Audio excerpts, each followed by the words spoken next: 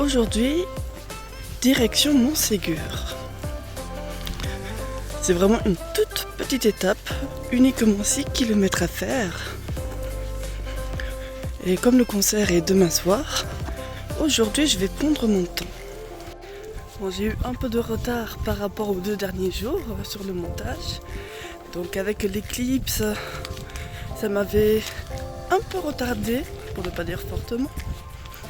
Donc j'ai fait le montage des 2 jours hier soir, un peu à la va-vite, mais je pense que l'essentiel est là. Donc il y a un plus grand format de 40 minutes pour la journée de repos, avec les concerts médiévaux et classiques, ainsi que l'éclipse et la visite du château, bien sûr. Et hier, ça dure moins de 10 minutes, mais c'est vraiment une grosse différence sur la journée d'hier. Bon, en même temps, la journée d'hier, il n'y avait pas grand-chose, à part que je suis toujours en plein soleil. C'est très frais ici.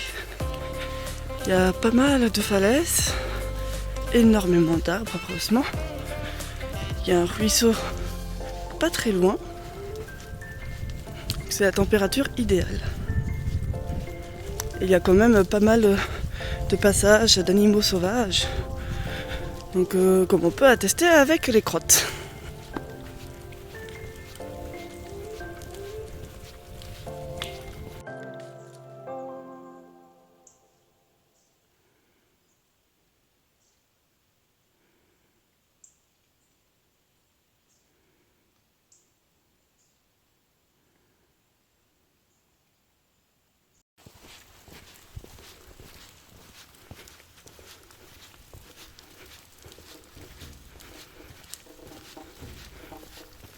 Et voilà le château de Montségur sur un POG.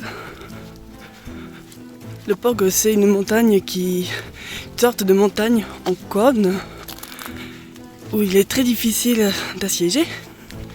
Donc le château de Montségur, il est très bien placé pour le coup.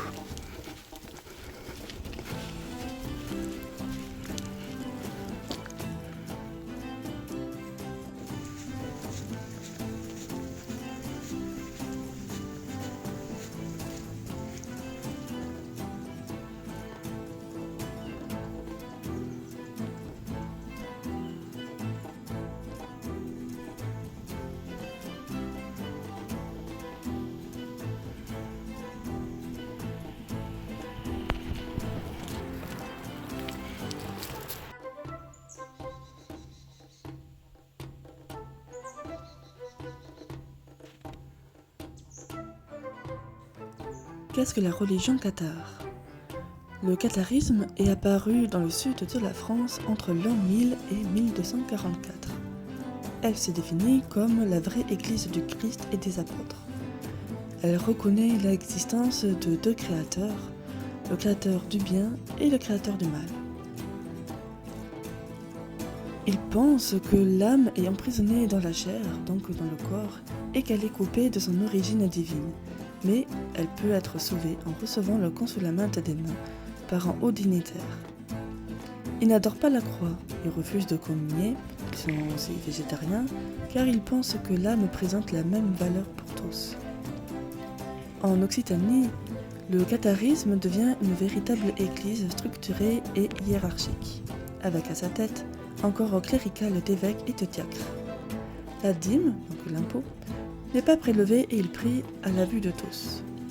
Il se définit comme beaux hommes et parfaits, et pour les fidèles, des bons croyants.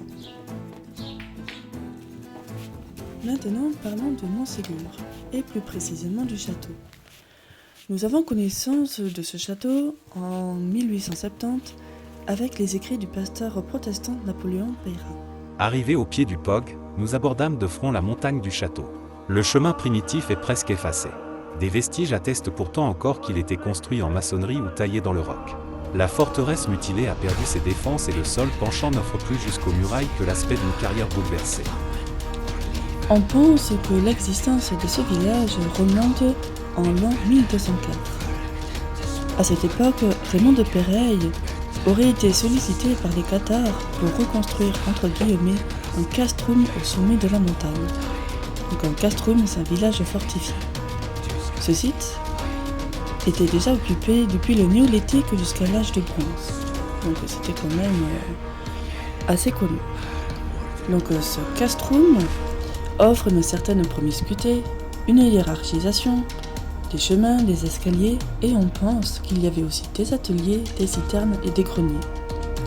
Situé à 1207 mètres d'altitude, ce village était quand même assez autonome. Mais pas assez autonome pour produire de la nourriture. En montant jusqu'au château, on peut discerner des marches en padane pour faciliter l'accès aux montures. Maintenant, parlons du système de défense cathare. On pense qu'il y avait des tours, des murailles pour consolider la défense, des barbacanes, donc ces ouvrages protégeant les portes, et aussi et surtout une défense naturelle. Des falaises assez escarpées et dangereuses, donc très difficiles d'accès, ont permis au castrum d'avoir l'appellation de village fortifié. En 1232, l'église cathare toulousain accueille les représentants de la noblesse, qui sont Raymond de Péreille et Pierre Roger de Mirepoix. On pense qu'environ 500 personnes vivaient au sommet du port. Il y avait tout type, des familles de croyants, des fédis, des chevaliers dépossédés de leurs terres, des soldats, etc., etc. Ils entretiennent des liens étroits avec le pays d'Olme pour l'approvisionnement. Il y a eu des tentatives pour faire disparaître cette hérésie. Mais face à cet échec, le pape Innocent III lance en 1208 contre les Albigeois la première croisade qui se déroulera sur le territoire de la chrétienté occidentale. L'objectif ecclésiastique de la croisade contre les Albigeois est de mater une hérésie, mais pour les chevaliers participants, cela vise aussi le riche comté de Toulouse, qui est une proie de choix.